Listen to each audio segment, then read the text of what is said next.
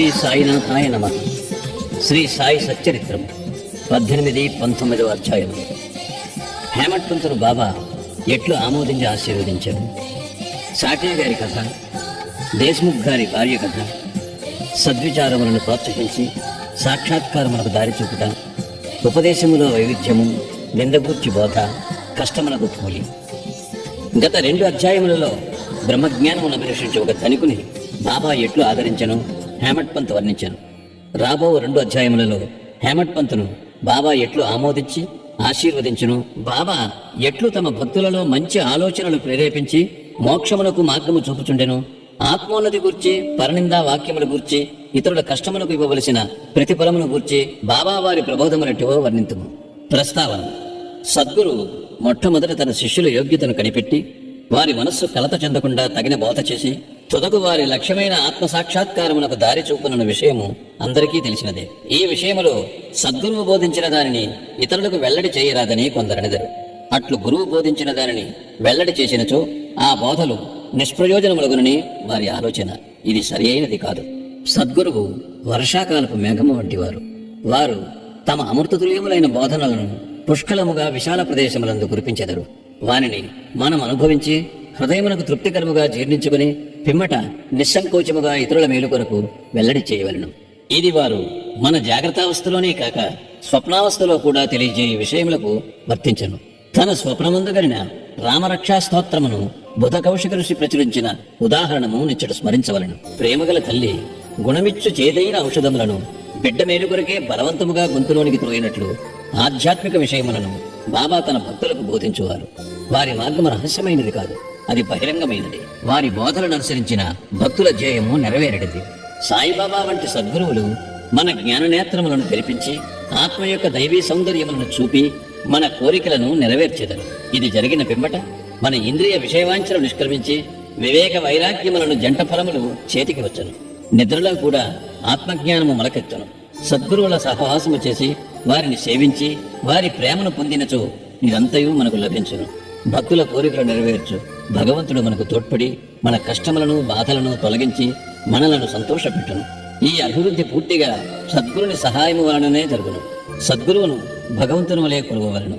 కాబట్టి మనము సద్గురువును వెతకవలను, వారి కథలను వినవలను, వారి పాదములకు సాష్టాంగ నమస్కారము చేసి వారి సేవ చేయవలను. ఇక ఈ అధ్యాయములోని ముఖ్య కథను ప్రారంభించదము. సాఠే అనున్నతుడు ఒకప్పుడు మిక్కిలి పలుకుబడి కలిగి ఉండెను. కాలాంతరమున వ్యాపారములో చాలా నష్టము పొందెను. అంతేకాక మరికొన్ని సమస్యలు అతనిని చీకాకుపరిచెను. అందుచేనతడు విచారగ్రస్తుడయ్యాను, విరక్తి చెందాను. మనస్సు చెడి చెంచలమగుడిచే ఇల్లు విడిచి చాలా దూరము పోవాలనుకునేను.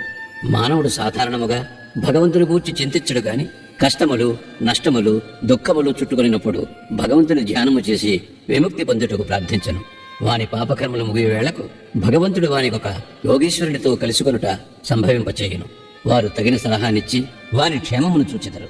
సాఠే గారికి కూడా అట్టి అనుభవం కలిగాను. అతని స్నేహితులు షిరిడీకి వెళ్లమని సలహా ఇచ్చిరి. అచ్చట సాయిబాబాను దర్శించి అనేక మంది శాంతి పొందుచుండిరి.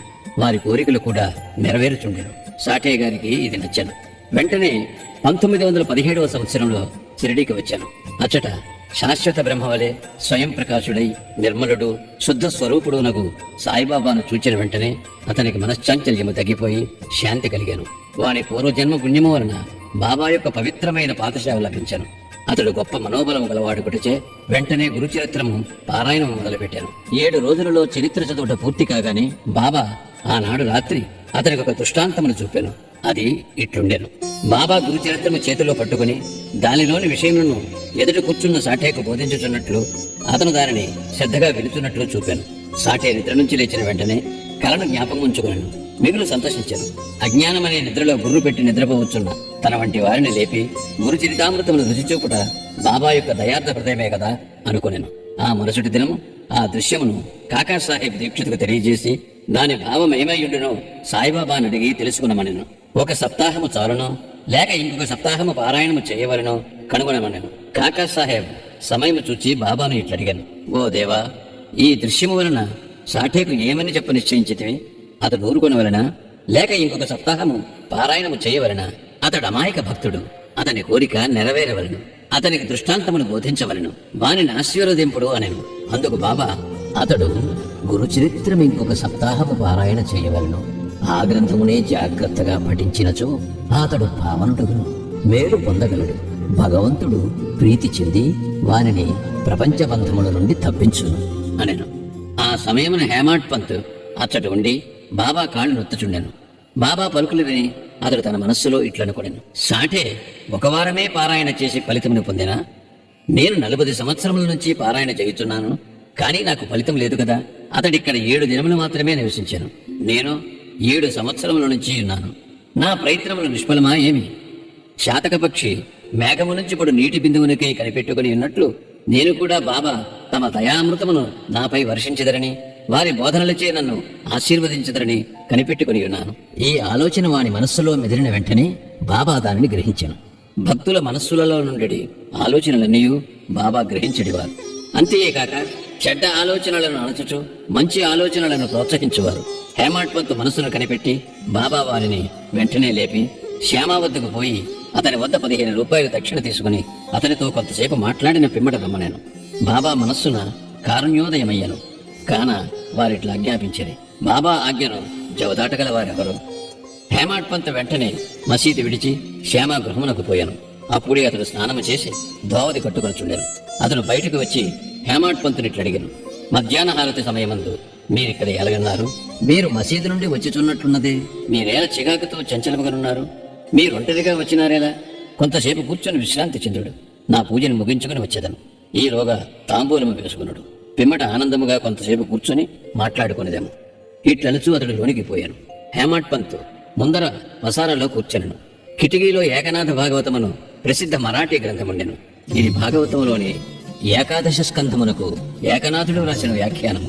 సాయిబాబా సిఫార్సు చేయుటచే బాపు సాహెబ్ దీక్షితు శ్రీకృష్ణునకు అర్జునునకు జరిగిన సంభాషణ రూపమైన భగవద్గీత, దాని మరాఠీ వ్యాఖ్యానమైన భావార్థ దీపిక జ్ఞానేశ్వరి, శ్రీకృష్ణునకు అతని సేవకుడుకు ఉద్ధవునకు జరిగిన సంభాషణ రూపమైన ఏకనాథ భాగవతము మరియు భావార్థ రామాయణమును నిత్యము షిరిడీలో చదువుచుండేవారు.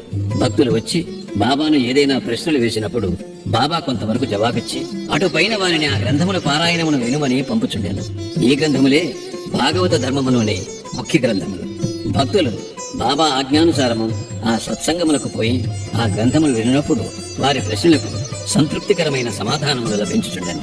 హేమాడ్ పంత్ కూడా నిత్యము ఏకనాథ భాగవతమును పారాయణము చేయువాడు. హేమాడ్ పంత్ ఆ దినము తాను నిత్యము చదువు గ్రంథ భాగము పూర్తి చేయకయే కొందరు భక్తులతో కలిసి మసీదుకు పోయారు. శ్యామ ఇంటి కిటికీలోనున్న ఏకనాథ భాగవతము తీయగా తానానాడు పూర్తి చేయని భాగము వద్దనే పుస్తకము తెరుచుకొనెను. తన నిత్యపారాయణము పూర్తి చేయుటకే కాబోలు బాబా తన నచ్చటకు పంపినని హేమాడ్ పంత్ అనుకొనెను. వెంటనే తన నిత్యపారాయణమును పూర్తి చేశాను. పిమ్మట శ్యామ తన పూజను ముగించి బయటికి వచ్చాను. వారిరువురికి ఈ దిగువ సంభాషణ జరిగాను. హేమాడ్ పంత్, నేను బాబా వద్ద నుండి ఒక కబురు తీసుకుని వచ్చినాను. బాబా నీ వద్ద నుండి 15 రూపాయలు దక్షిణ తీసుకుని రమ్మని నన్ను ఆజ్ఞాపించి ఉన్నారు. అంతేకాదు కొంతసేపు నీతో కూర్చొని మాట్లాడిన పిమ్మట మసీదుకు రమ్మని చెప్పారు.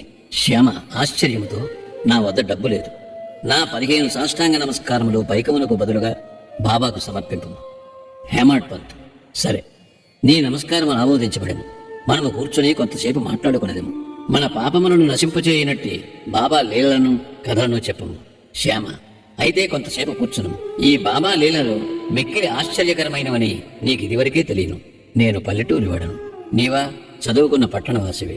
నీవిక్కడికి వచ్చిన తరువాత కొన్ని లీలలను చూచియే ఎందువు.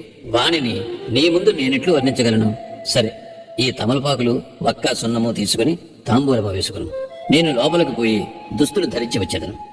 కొద్ది నిమిషములలో శ్యామ బయటికి వచ్చి హేమాడ్ పంత్తో మాట్లాడుచూ కూర్చున్నాను. అతడు ఇట్లనియను, ఈ బాబా లీల కనుగొన శక్యము కానిది. వారి లీలలకు అంతు లేదు. వారిని ఎవరు గమనించగలరు? వారి లీలలతో వినోదించినట్లు అగుపడినను వారు వారిని రంటినట్లు కనిపించరు. మా వంటి జానపదులకు ఏమి తెలియను. బాబాయే ఈ కథలను ఎందుకు చెప్పరాదు? మీ వంటి పండితులను నా వంటి పామరుని వద్దకు ఎలా పంపుతున్నారు? వారి మార్గములు ఊహింపరానివి, అవి మానవుని చేష్టలు కావని చెప్పగలను. ఈ ఉపోద్ఘాతముతో శ్యామ ఇట్లా నేను నాకొక కథ జ్ఞాపకంలోకి వచ్చుచున్నది. అది నీకు చెప్పేదన్న. నాకది స్వయంగా తెలియను. భక్తుడెంత మనోనిశ్చయముతో పట్టుదలతో నుండినో బాబా అంత త్వరగా వారికి సహాయపడను. ఒక్కొక్కప్పుడు బాబా భక్తులను కఠిన పరీక్ష చేసిన పిమ్మట వారికి ఉపదేశమునిచ్చను. ఇచ్చట ఉపదేశం అనగా నిర్దేశం. ఉపదేశం అన్న మాట విన్నతోడనే హేమాడ్ పంత్ మనస్సులో ఒక స్మృతి తలుక్కుమనను. వెంటనే సాటే గారి గురుచరిత్ర పారాయణము జ్ఞప్తిగా వచ్చాను. తన మనస్సులకు శాంతి కలిగించే నిమిత్తము బాబా తన నచ్చటకు పంపియుండనుకున్నాను. అయినప్పటికీ ఈ భావం నడుచుకుని శ్యామా చెప్పు కథ వినుటకు సిద్ధపడాను. ఆ కథలన్నయు బాబాకు తన భక్తులను తెట్టి దయా దాక్షిణ్యములు కలవో తెలుపులు. వారిని వినగా హేమాడ్ పంత్కు ఒక విధమైన సంతోషం కలిగాను. శ్యామ ఈ దిగువ కథను చెప్పతొడంగాను. శ్రీమతి రాధాబాయి దేశ్ముఖ్. రాధాబాయి అను ఒక ముసలమ్మ ఉండెను. ఆమె కాశాబా దేశ్ముఖ్ గారి తల్లి. బాబా ప్రఖ్యాతి విని ఆమె సంగమనేరు గ్రామ ప్రజలతో కలిసి షిరిడీకి వచ్చాను. బాబాను దర్శించి మిక్కిలి తృప్తి చెందాను. ఆమె బాబాను గాఢముగా ప్రేమించాను. బాబాను తన గురువుగా చేసుకుని ఏదైనా ఉపదేశమును పొందవలనని మనోనిశ్చయం చేసుకున్నాను. ఆమెకి ఇంకేమీ తెలియకుండాను. బాబా ఆమె సంకల్పమును ఆమోదించక తనకు మంత్రోపదేశము చేయనిచో ఉపవాసం ఉండి చచ్చెదరని మనోనిశ్చయం చేసుకున్నాను. ఆమె తన బసలోనే ఉండి భోజనము నీరు మానివేశాను. అట్లు 3 రోజులు గడిచాను. ఆమె పట్టుదలకు శ్యామ భయపడి ఆమె పక్షమున బాబాతో ఇట్లాంటిని, దేవా, మీరేమి ప్రారంభించితే నీవనేక మందిని చెటకు ఈడ్చెదవు. ఆ ముదుసరిని నీ వెరుగే ఎందు. ఆమె మిక్కిలి పట్టుదలగలది. ఆమె నీ పైన ఆధారపడి ఉన్నది. ఆమె చచ్చు వరకు ఉపవసింప నిశ్చయించుకుని ఉన్నది. నీవు ఆమెను అనుగ్రహించి ఉపదేశం ఇచ్చినంత వరకు ఆమె తన నిరాహార దీక్షను మానదు. ఆమెకేమైనా హాని జరిగినచో ప్రజలు నిన్నే నిందించరు. నీవు తగిన ఆదేశం ఇవ్వకపోవటచే ఆమె చచ్చినదని లోకులనిదరు. కాబట్టి ఆమెను కరుణించుము, ఆశీర్వదించుము, ఆమెకు తగిన దారి చూపుము. ఆమె మనోనిశ్చయము చూచి బాబా ఆమెను పిలిపించి ఈ క్రింది విధముగా బోధించాను. ఓ తల్లి, అనవసరమైన యాతనకేల పాట్పడి చావును కోరుచున్నావు. నీవు నిజముగా నా తల్లివి. నేను నీ బిడ్డను. నా యందు కనికరించి నేను చెప్పునది పూర్తిగా విను. నీకు నా వృత్తాంతమును చెప్పెదను. నీవు దానిని బాగా వినినచో నీకది మేలు చేయను. నాకొక గురువు ఉండెను. వారు గొప్ప యోగీశ్వరులు, మిక్కిలి దయార్ద్ర హృదయులు. వారికి చాలా కాలం శుశ్రూష చేసేదని, కానీ నా చెవిలో వారు ఏ మంత్రమూ నూదలేదు. నాకు వారిని వదలుపోవు తలంపే లేకుండెను. నేను వారితోనే ఉండుటకు, వారి సేవ చేయుటకు, వారి వద్ద కొన్ని ఉపదేశములను గ్రహించుటకు నిశ్చయించుకుంటుని. కానీ వారి మార్గము వారిది. వారు నా తల కొరిగించిరి. నా నుండి 2 పైసలు దక్షిణ ఎడిగిరి. నేను దానిని వెంటనే వారికి సమర్పించి తిని, మీ గురువుగారు పూర్ణకాములైనచో వారు మిమ్ములను దక్షిణ ఎడుగునేలా, వారు నిష్కాములని ఎట్లనిపించుకుందరు అని నేను అడగవచ్చును. దానికి సమాధానము సూటిగా చెప్పగలను. వారు డబ్బులు లక్ష్యపెట్టేవారు కారు. ధనముతో వారు చేయునదేమున్నది?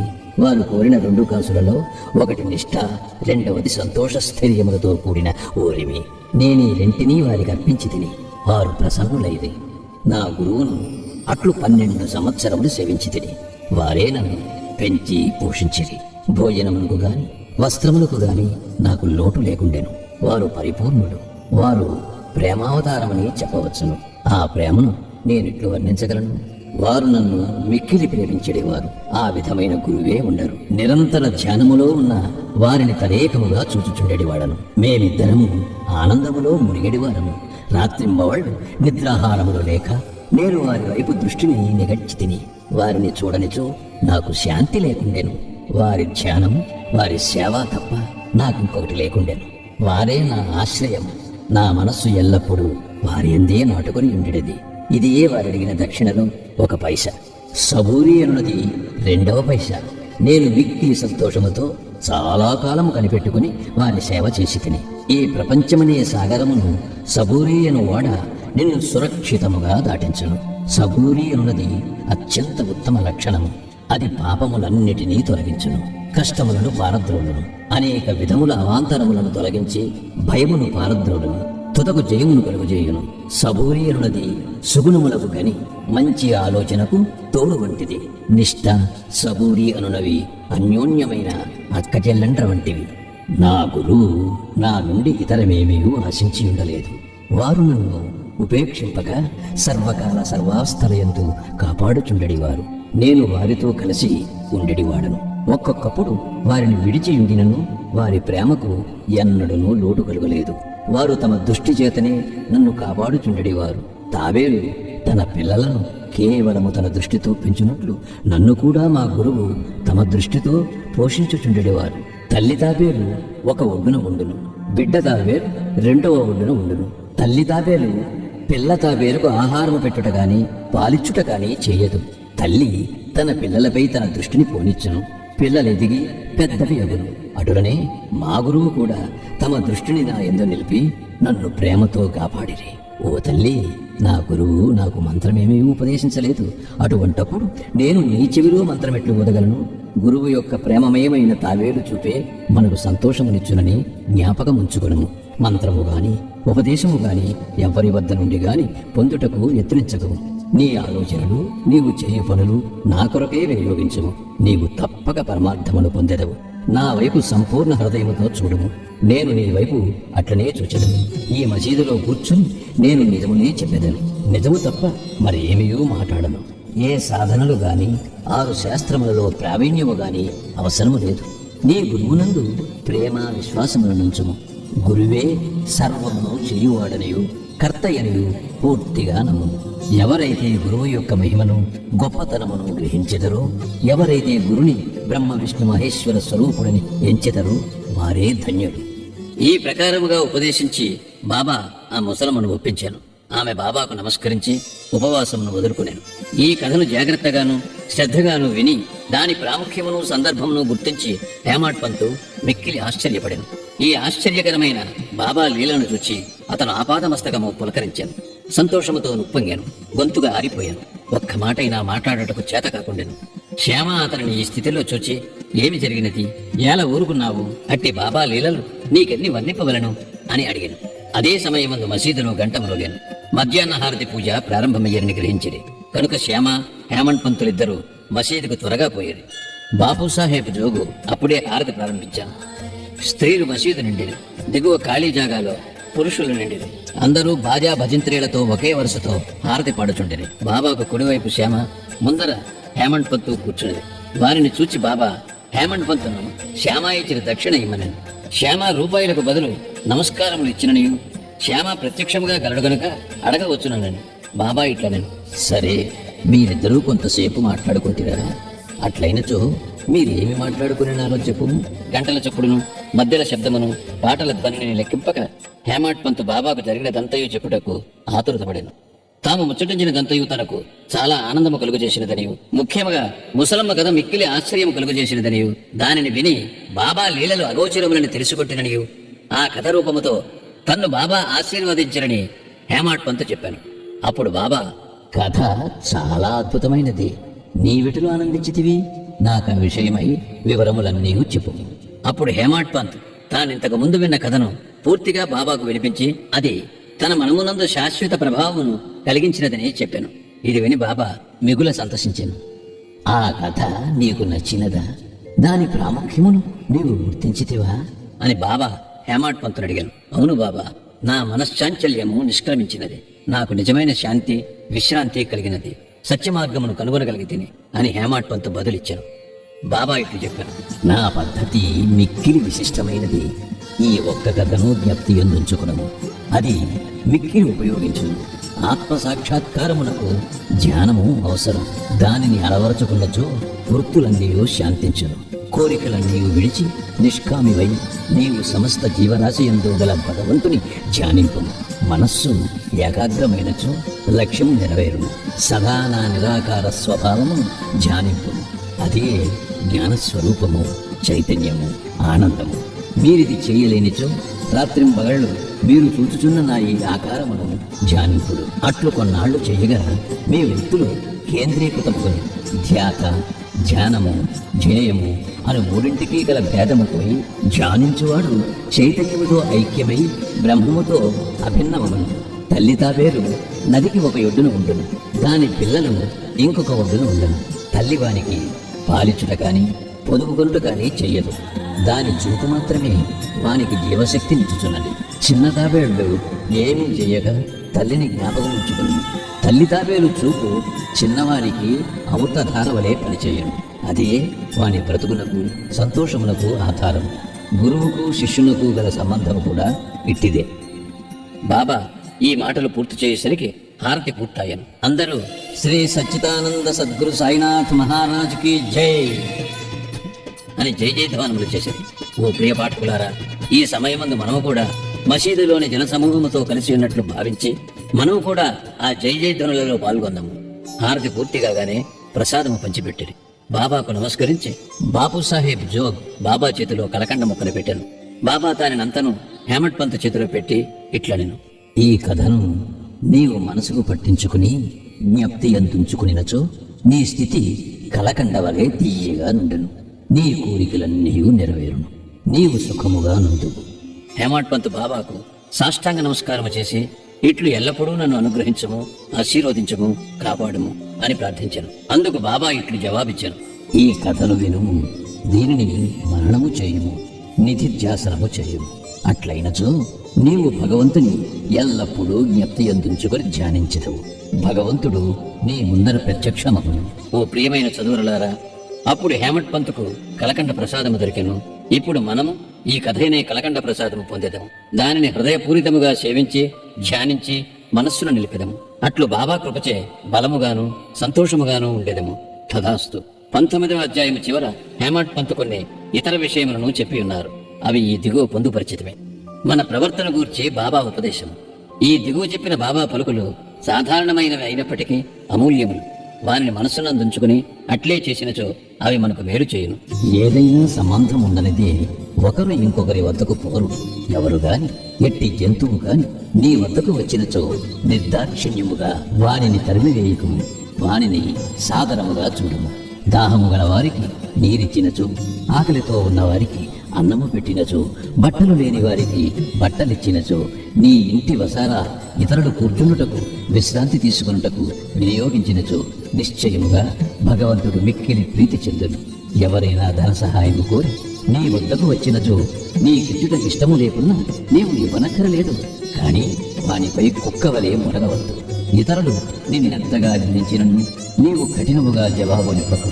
అట్టి వాణిని నీవెల్లప్పుడూ ఓర్చుకునినచో నిశ్చయముగా నీకు సంతోషము కలుగును.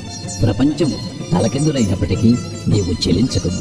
నీవున్న చోటనే స్థైర్యముగా నిలిచి నెమ్మదిగా నీ ముందర జరుగుతున్న నాటకమును చూచుచుండుము. నీకు నాకు మధ్యగల గోడను నిర్మూలించుము. అప్పుడు మనమిద్దరము కలిగి మార్గము ఏర్పడను.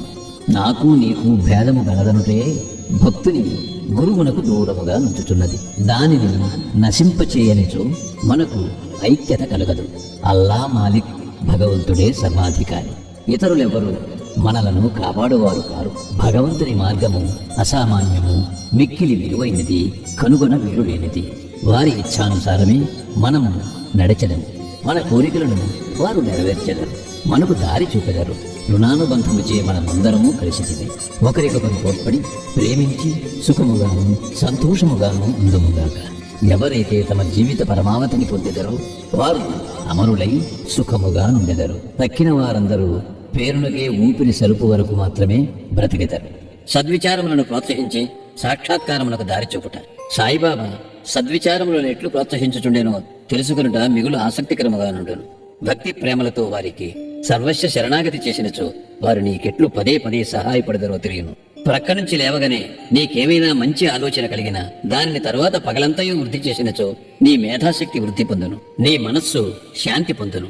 హేమట్ పంత్ దీనికై ప్రయత్నించదర్చను.